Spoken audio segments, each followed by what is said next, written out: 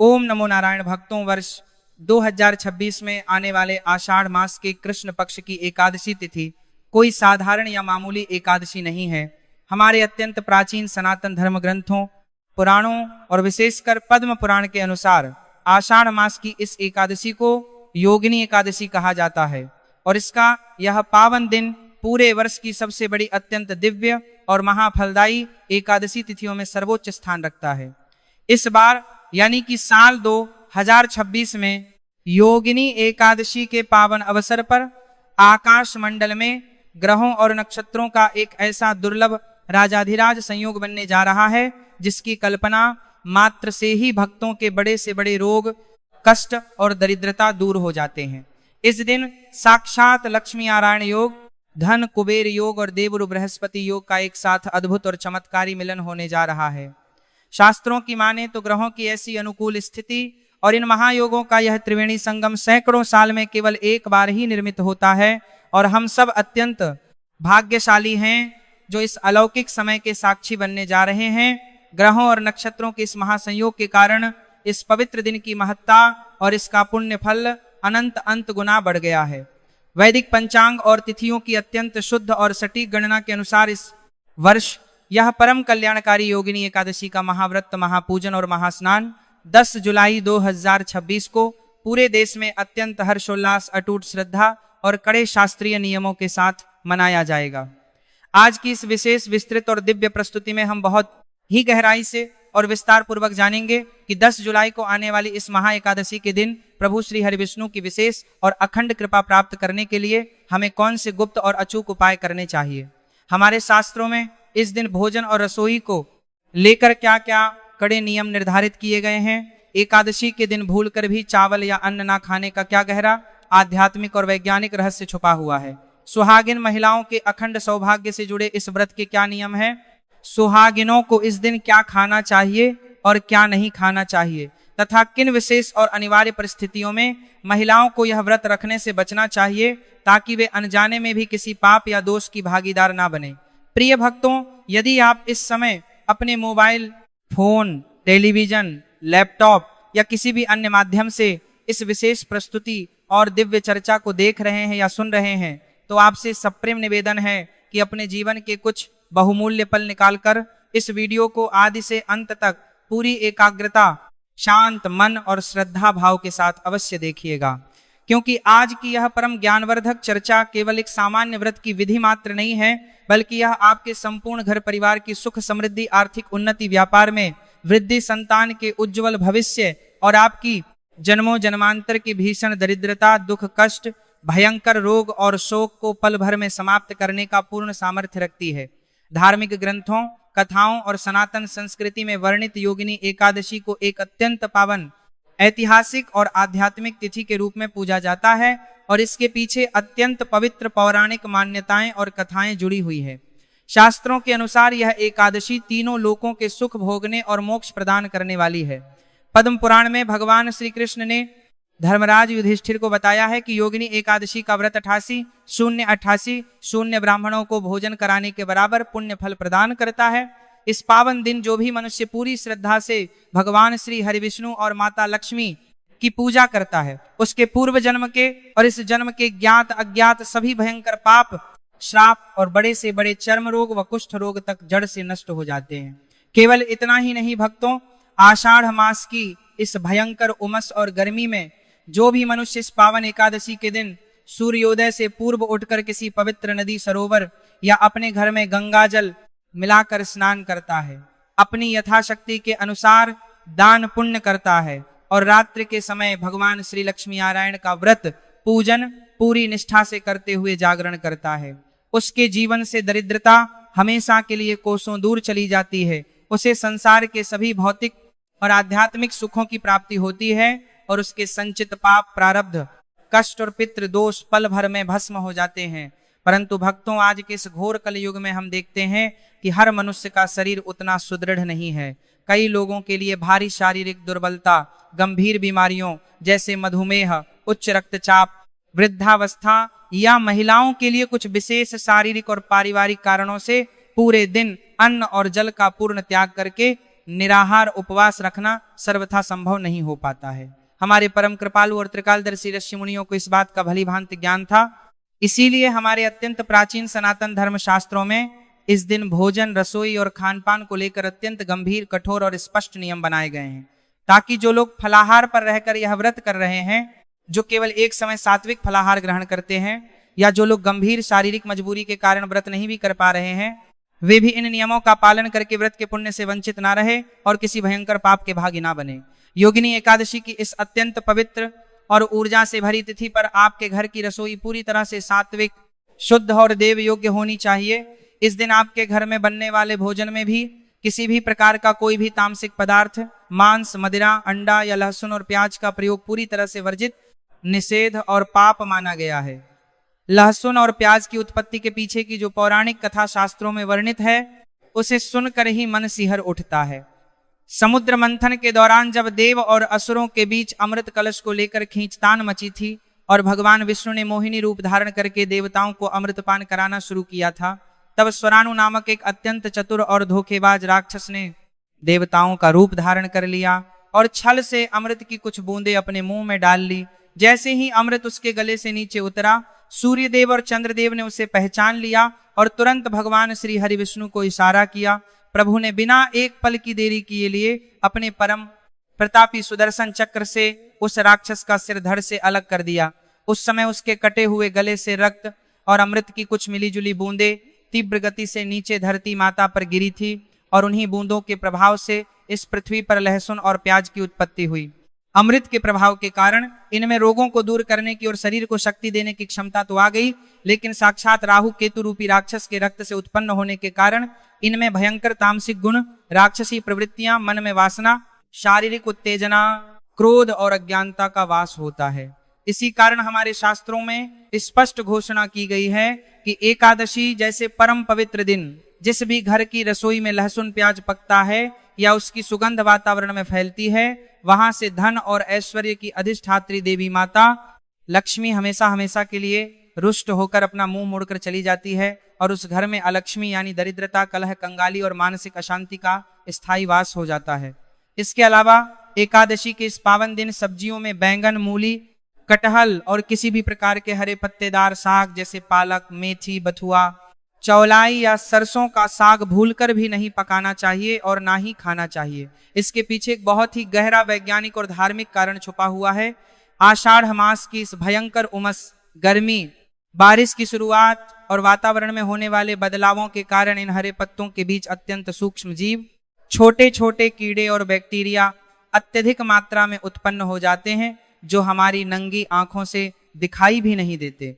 एकादशी के पावन दिन अनजाने में भी इन सूक्ष्म जीवों की हत्या का घोर जीव हत्या दोष आपके और आपके परिवार के सिर पर ना लगे और आपका संचित पुण्य नष्ट ना हो, इसीलिए हमारे दूरदर्शी ऋषि मुनियों ने इस मौसम में साग खाने की अत्यंत सख्त मनाही की है।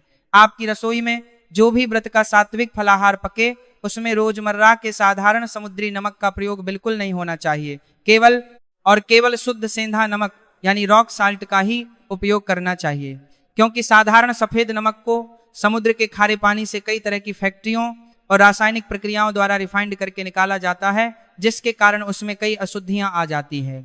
जबकि सेंधा नमक पूरी तरह प्राकृतिक रूप से पहाड़ों और खदानों से सीधे प्राप्त होता है, जो पूर्ण रूप से शुद्ध, सात्विक, त्रिदोष नाशक और देव पूजा के योग्य माना गया है। इसके साथ ही आपको हल्दी, राई, मेथी दाना, हींग और बाजार में मिलने वाले पैकेट बंद पिसे हुए मिलावटी मसालों का प्रयोग भी एकादशी के फलाहार में गलती से भी नहीं करना चाहिए, क्योंकि इनमें भारी मात्रा में मिलावट की आशंका होती है। भोजन पकाने के लिए बाजार में मिलने वाले केमिकल युक्त रिफाइंड तेल या सरसों के तेल का इस्तेमाल भूलकर भी ना करें। भगवान का भोग और आपका सात्विक फलाहार केवल और केवल घर के निकाले शुद्ध देसी घी, मूंगफली के तेल या तिल के तेल में ही बनना चाहिए। शास्त्रों में सरसों के तेल को शनिदेव का प्रतीक और अत्यंत तामसिक श्रेणी में रखा गया है, जो एकादशी के दिन मनुष्य के मन को मलिन और बुद्धि को भ्रमित करता है। प्रिय भक्तों, अब हम बात करते हैं उस सबसे बड़े संशय, जिज्ञासा और रहस्य की, जो अक्सर हर एक सनातन धर्मी और भक्त के मन में एक बहुत बड़ा प्रश्न चिन्ह बनकर खड़ी हो जाती है। एकादशी तिथि के दिन चावल या अन्न का एक दाना भी खाना पूरी तरह से निषेध, वर्जित और साक्षात महर्षि मेधा के मांस और रक्त के भक्षण के समान भयंकर महापाप क्यों माना गया है?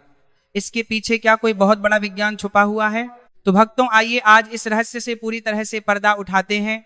हमारे अत्यंत प्राचीन शास्त्रों, उपनिषदों और भारतीय ज्योतिष विज्ञान में इस अद्भुत रहस्य को बहुत ही सुंदर, तार्किक और वैज्ञानिक ढंग से स्पष्ट किया गया है।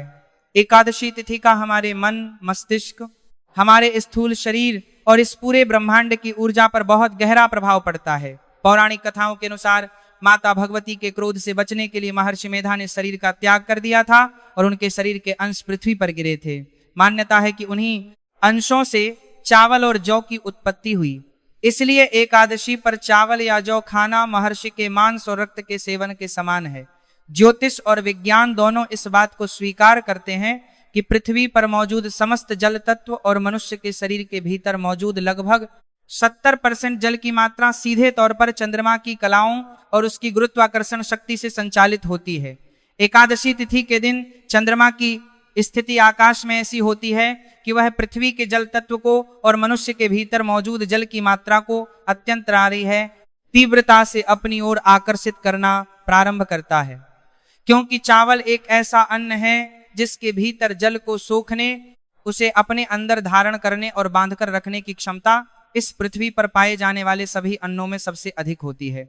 यदि कोई मनुष्य एकादशी के दिन चावल खाता है तो उसके शरीर में जल तत्व की मात्रा अत्यधिक बढ़ जाती है, जिसके परिणाम स्वरूप उसका मस्तिष्क और उसका मन अत्यंत चंचल, विचलित, अशांत और कामुक प्रवृत्तियों की ओर आकर्षित होने लगता है।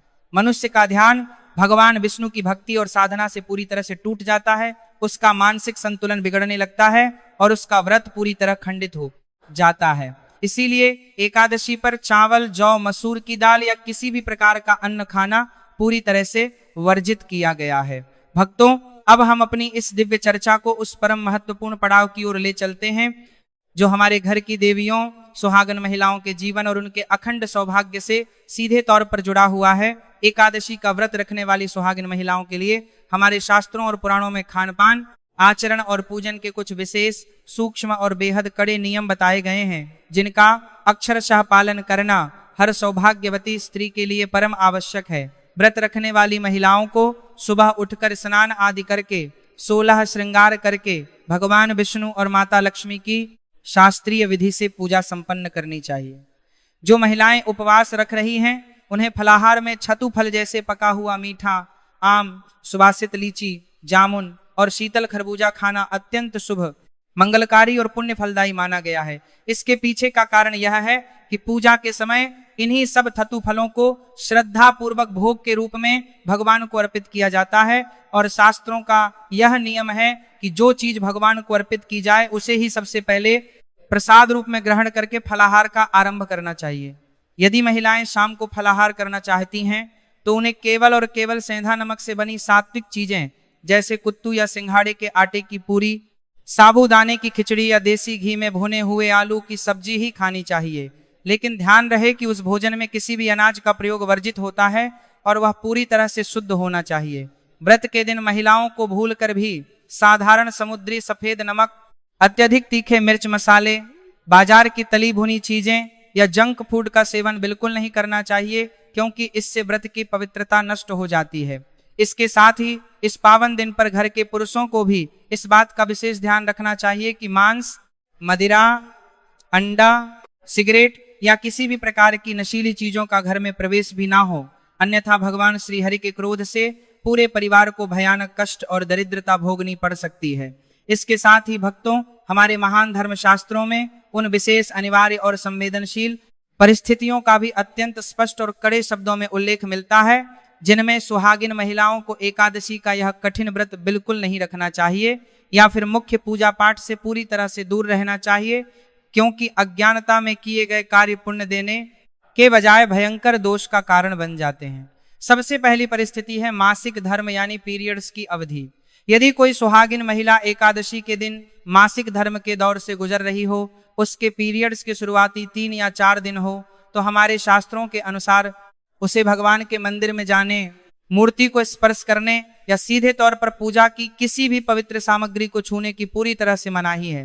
ऐसी स्थिति में महिला को बिल्कुल भी निराश होने की आवश्यकता नहीं है। वह अपने मन में ही शुचिता का भाव रखकर स्वच्छ वस्त्र पहनकर दूर बैठकर मानसिक रूप से भगवान का ध्यान कर सकती है, व्रत की कथा सुन सकती है और मन ही मन भगवान श्री हरि के मंत्रों का जाप कर सकती है। वह चाहे तो व्रत रख सकती है, लेकिन मुख्य पूजा अपने परिवार की किसी अन्य सुहागन महिला, अपनी जेठानी, देवरानी, सास या अपनी बेटी से करवा सकती है। इससे उसका व्रत भी पूर्ण हो जाएगा और धर्म की मर्यादा भी बची रहेगी। दूसरी महत्वपूर्ण परिस्थिति है अत्यधिक बीमारी या शारीरिक अस्वस्थता।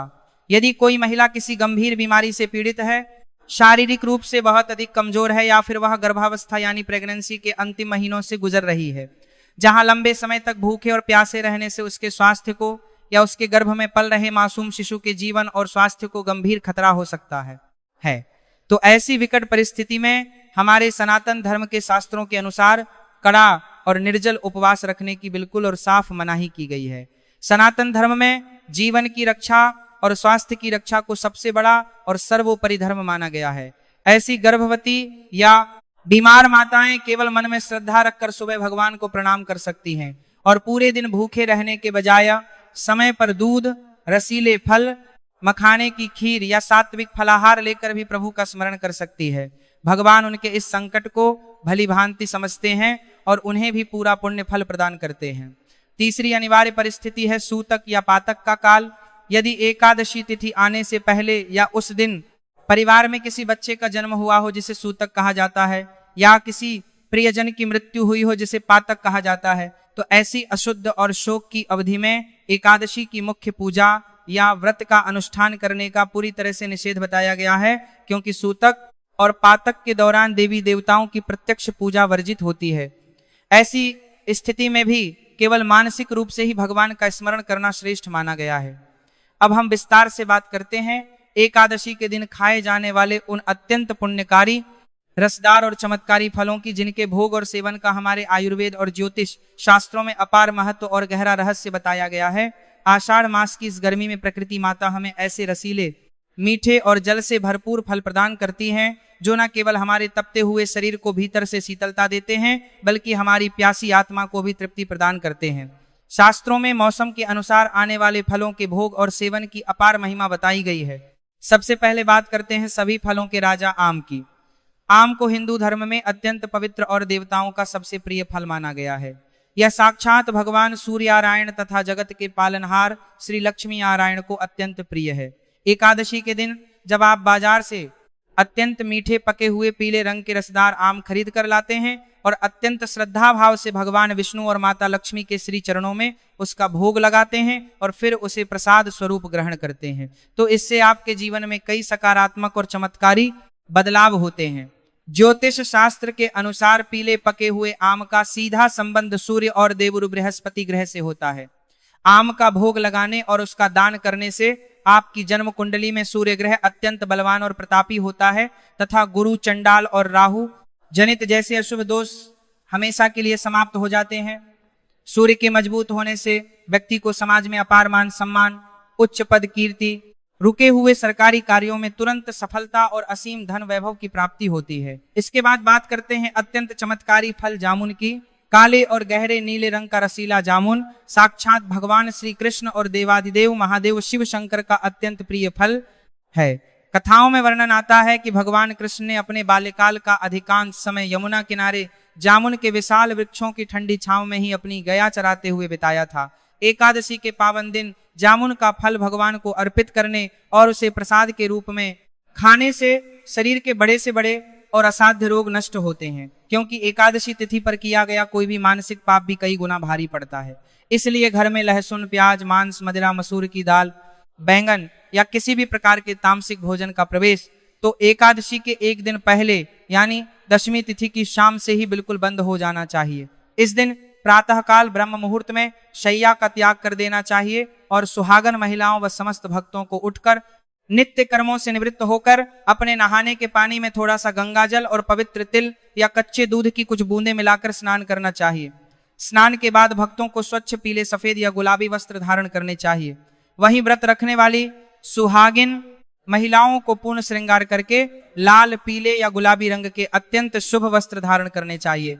परंतु याद रखें कि इस दिन भूलकर भी महिलाओं को काले, नीले या गहरे सफेद रंग के कपड़े या चूड़ियां धारण नहीं करनी चाहिए, क्योंकि यह सौभाग्य की दृष्टि से वर्जित माने गए हैं। स्नान के पश्चात अपने घर के ईशान कोण में स्थित मंदिर की अच्छी तरह से गंगा जल छिड़क कर सफाई करें और एक साफ लकड़ी की चौकी पर नया पीला या लाल रेशमी कपड़ा बिछाकर भगवान विष्णु और माता लक्ष्मी की सुंदर प्रतिमा या तस्वीर स्थापित करें। भगवान श्री हरि और माता लक्ष्मी को इस समय शुद्ध जल और पंचामृत भरकर विधि पूर्वक स्नान करवाएं, पीले वस्त्र पहनाएं, मस्तक पर गोपी चंदन, अष्टगंध या पीले चंदन का सुंदर तिलक लगाएं और ताजे पीले या लाल फूल, तुलसी दल तथा मौसमी फल अर्पित करें।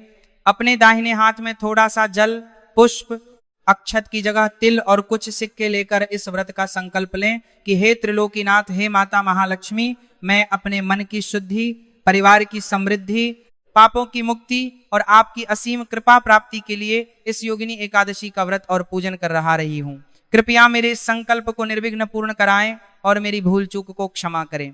इसके बाद भगवान को छतु फल, विशेषकर पीले फल जैसे केला, आम और शुद्ध देसी घी से बनी सात्विक मिठाई का भोग लगाएं। याद रखें कि भगवान विष्णु का भोग बिना तुलसी दल के अधूरा होता है, इसलिए भोग में तुलसी का पत्ता जरूर रखें। परंतु माता लक्ष्मी की पूजा में सीधे तुलसी अर्पित ना करें, बल्कि उसे श्री हरि के चरणों में ही सजाएं। पूरे दिन भगवान के श्री स्वरूप का ध्यान करते रहें और गायत्री मंत्र या ओम नमो भगवते वासुदेवाय का मन ही मन जाप करते रहे। अब आप सभी अपना ध्यान एकाग्र करके इस परम पावन और मोक्षदायिनी योगिनी एकादशी की कथा को सुने, जिसे सुनने मात्र से कई जन्मों के संचित पाप जलकर भस्म हो जाते हैं। पौराणिक कथा के अनुसार स्वर्गलोक की अलकापुरी नगरी में कुबेर नाम का एक राजा राज करता था। वह परम शिव भक्त था और प्रतिदिन शिवजी की पूजा करता था। हेममाली नामक एक यक्ष उसका सेवक था, जिसका कार्य मानसरोवर से नित्य पूजा के लिए ताजे फूल लाना था। हेममाली की पत्नी विशालाक्षी अत्यंत सुंदर थी। एक दिन हेममाली मानसरोवर से फूल लेकर तो आ गया, लेकिन अपनी पत्नी की सुंदरता में कामासक्त होकर वह उसके साथ रमण करने लगा और राजा कुबेर के पास फूल पहुंचाने में उसने भारी विलंब कर दिया। समय पर फूल न मिलने से क्रोधित होकर राजा कुबेर ने अपने सैनिकों को यक्ष का पता लगाने भेजा। जब सैनिकों ने आकर राजा को यक्ष की कामुकता और लापरवाही का कारण बताया तो कुबेर अत्यंत कुपित हो गए। उन्होंने हेममाली को दरबार में बुलाया और क्रोध में आकर श्राप दे दिया। हे नीच, तूने स्त्री के मोह में पड़कर भगवान शिव की पूजा में विघ्न डाला है। जा, मैं तुझे श्राप देता हूँ कि तू भयंकर कौड़ी हो जाए और अपनी स्त्री के वियोग में तड़पता रहे। हेममाली तुरंत स्वर्ग से पृथ्वी लोक पर आ गिरा और उसके शरीर में भयंकर कोढ़ कुष्ठ रोग उत्पन्न हो गया। वह दर्द से तड़पने लगा और कई वर्षों तक वनों में बिना अन्न जल के भटकता रहा। भटकते भटकते एक दिन वह महान मार्कंडेय ऋषि के आश्रम में जा पहुंचा। हेममाली ने रोते हुए ऋषि के चरणों में गिरकर अपने श्राप और पाप की पूरी कथा सुना दी। उसके सच्चे पश्चाताप को देखकर दयालु ऋषि मार्कंडेय ने कहा, हे माली, तुमने सच बोला है, इसलिए मैं तुम्हें उद्धार का मार्ग बताता हूँ। तुम आषाढ़ मास के कृष्ण पक्ष की योगिनी एकादशी का पूरे विधि विधान से व्रत करो। इस महाव्रत के प्रभाव से तुम्हारे सारे कोढ़ और पाप नष्ट हो जाएंगे। इस महाव्रत के कहे अनुसार हेममाली ने योगिनी एकादशी का अत्यंत कठोर उपवास रखा और रात भर जागरण किया। इस महाव्रत के अद्भुत प्रभाव से उसका कोढ़ और पाप, समस्त पाप पूरी तरह समाप्त हो गए। वह पुनः अपने दिव्य यक्ष स्वरूप में आ गया और स्वर्ग लौटकर अपनी पत्नी के साथ सुखपूर्वक जीवन व्यतीत करने लगा। यह पावन कथा स्पष्ट करती है कि योगिनी एकादशी का व्रत जीवन की सबसे बड़ी बीमारी, श्राप और रुकी हुई मनोकामना को भी भगवान की कृपा से बहुत ही सहजता से पूर्ण कर देता है। अब भक्तों, हम वर्ष 2026 में योगिनी एकादशी की एकदम सही तारीख और शुभ मुहूर्त को बहुत ही अच्छी तरह से समझ लेते हैं, क्योंकि इसमें कोई गलती नहीं होनी चाहिए। वैदिक पंचांग की सटीक गणना के हिसाब से वर्ष 2026 में आषाढ़ मास के कृष्ण पक्ष की एकादशी तिथि का आरंभ 9 जुलाई 2026 की मध्य रात्रि के बाद होगा, परंतु उदया तिथि और एकादशी के व्रत की शास्त्रीय गणना के अनुसार यह परम पावन एकादशी तिथि 10 जुलाई 2026 दिन शुक्रवार को पूरे दिन व्याप्त रहेगी। हमारे हिंदू धर्म की सभी मान्यताओं और शास्त्रों के अनुसार उदया तिथि यानी जिस दिन सूर्योदय के समय वह तिथि मौजूद हो, उसी को सर्वमान्य और सबसे शुद्ध तिथि माना जाता है। इसीलिए योगिनी एकादशी का यह पवित्र, दुर्लभ और महाफलदायी व्रत व स्नान दान 10 जुलाई 2026 दिन शुक्रवार को ही रखा और किया जाएगा। शुक्रवार का दिन साक्षात माता लक्ष्मी को समर्पित है, इसीलिए इस एकादशी का महत्व करोड़ों गुना बढ़ गया है। आप सभी भक्तजन बिना किसी शंका या मन में दुविधा रखे 10 जुलाई को ही यह पावन व्रत धारण करें, स्नान दान करें और पूरे नियम से पूजा करें। एकादशी व्रत खोलने का यानी पारण का समय भी उतना ही महत्वपूर्ण है। एकादशी के अगले दिन यानी 11 जुलाई 2026 द्वादशी तिथि को सुबह जल्दी उठकर पुनः स्नान करें, सूर्य देवता को तांबे के लोटे से अर्घ्य दें और किसी ब्राह्मण या जरूरतमंद व्यक्ति को आदरपूर्वक सीधा कच्चा राशन और अपनी श्रद्धा अनुसार कुछ दक्षिणा दान में दें। उसके बाद सुबह मुहूर्त में ही अपना व्रत खोलें, पारण करें। व्रत और कथा के साथ साथ एकादशी के दिन किए जाने वाले कई अत्यंत अचूक, दुर्लभ, सिद्ध और महाचमत्कारी उपायों का वर्णन हमारे तंत्र शास्त्र और ज्योतिष शास्त्र में बहुत विस्तार से किया गया है, जिन्हें शुक्रवार और एकादशी के इस दिव्य संयोग में करने से उनका फल कभी खाली नहीं जाता। यदि आपके घर में पैसा बिल्कुल नहीं टिकता है, आमदनी के सारे रास्ते बंद हो चुके हैं, कर्ज का बोझ दिन प्रतिदिन बढ़ता जा रहा है, जिससे आप मानसिक रूप से परेशान हैं, तो इस एकादशी की शाम को गोधूली बेला में एक बहुत ही शक्तिशाली और गुप्त उपाय करें। एक साफ लाल या पीले रंग के रेशमी कपड़े में 11 पीली कौड़ियां, 7 गोमती चक्र, 11 कमल गट्टे के बीज, थोड़ी सी साबुत हल्दी की गांठ और एक चांदी का सिक्का रखें। इस पूरी सामग्री को भगवान विष्णु और माता लक्ष्मी के चरणों में अर्पित कर दें और वहीं आसन पर बैठकर एक शुद्ध देसी घी का दीपक जलाएं। माता लक्ष्मी के बीज मंत्र ओम श्री हंग श्री कमले कमलालय प्रसिद्ध श्री हंग श्री महालक्ष्मी नमः का कम से कम एक माला यानी 108 बार कमल गट्टे की माला से जाप करें। अगले दिन द्वादशी को सुबह पूजा के बाद उस लाल कपड़े की पोटली बनाकर अपनी तिजोरी, अलमारी, गल्ले या जहां भी आप धन रखते हैं वहां सुरक्षित रख दें। आप कुछ ही दिनों में देखेंगे कि आपके घर में धन चुंबक की तरह चारों दिशाओं से खींचा चला आएगा, आय के नए स्रोत बनेंगे और आपका सारा कर्ज देखते देखते समाप्त हो जाएगा। इसके अलावा यदि आपको बहुत ज्यादा प्रयासों के बाद भी मनचाही नौकरी नहीं मिल रही है, इंटरव्यू में असफलता हाथ लगती है, कार्यस्थल पर राजनीति या अधिकारियों की वजह से परेशानी बनी रहती है, या आपका व्यापार एकदम ठप पड़ गया है, तो सुबह नहा धोकर एक तांबे के लोटे में शुद्ध जल लें। उसमें थोड़ी सी पिसी हुई पीली हल्दी, थोड़ा सा गुड़, थोड़ा सा गंगा जल और 11 चने की दाल के दाने डाल लें। इस विशेष जल को किसी पुराने, विशाल और पूजनीय पीपल के पेड़ की जड़ में धीरे धीरे एक धार से अर्पित करें। जल चढ़ाते समय मन ही मन भगवान विष्णु के महामंत्र ओम नमो भगवते वासुदेवाय का निरंतर जाप करते रहें और जल चढ़ाने के बाद उस पीपल के पेड़ की 7 बार परिक्रमा अवश्य करें और उसकी मिट्टी को अपने मस्तक पर लगाएं, क्योंकि पीपल में स्वयं भगवान विष्णु का साक्षात वास माना गया है और एकादशी पर यह उपाय आपकी बंद किस्मत के सारे दरवाजे तुरंत खोल देगा। वहीं जिन योग्य लड़के लड़कियों के विवाह में लगातार कोई ना कोई बाधा आ रही है, रिश्ते आते हैं पर बात नहीं बन पाती, या फिर दाम्पत्य जीवन में हमेशा कलह, तनाव और अनबन का माहौल रहता है, उन्हें इस दिन भगवान विष्णु और माता लक्ष्मी का दक्षिणावर्ती शंख में थोड़ा सा केसर, मिश्री और कच्चे गाय का दूध भरकर अभिषेक करना चाहिए। इसके साथ ही घर के आसपास किसी केले के पेड़ की विधि विधान से पूजा करके वहां हल्दी का तिलक लगाएं, चने की दाल और थोड़ा सा गुड़ चढ़ाकर शुद्ध घी का दीपक जलाएं। भगवान के स्वरूप का ध्यान करके किया गया यह उपाय व्यक्ति के जीवन में अद्भुत आकर्षण, शांति और अपार प्रेम भर देता है।